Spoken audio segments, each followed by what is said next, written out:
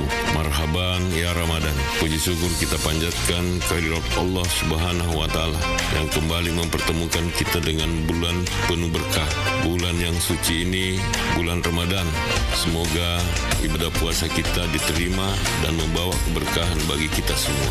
Di momen yang penuh rahmat ini, mari kita tingkatkan keimanan, berbanyak ibadah serta saling berbagi dengan sesama.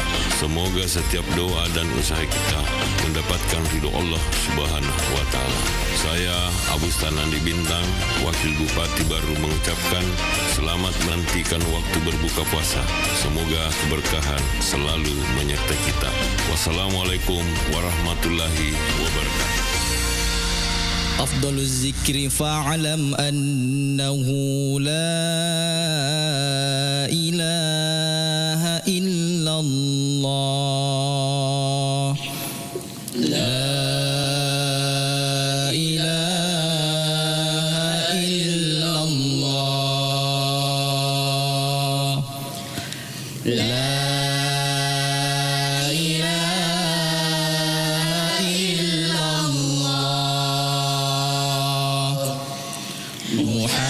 Muhammadur Rasulullah.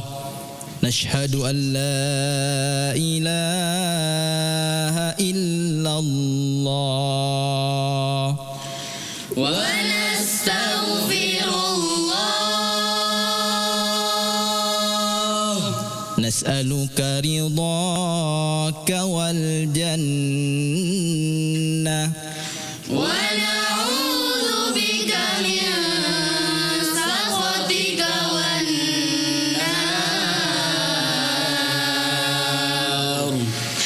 نشهد أن لا إله إلا الله ونستغفر الله.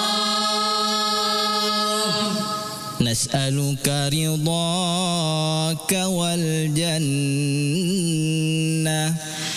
ونعوذ بك من سخطك والنار.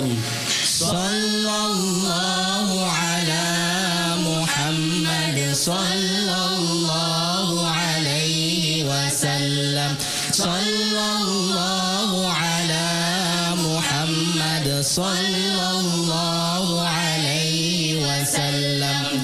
اللهم إنك عفو تحب العفو فاعف عنا.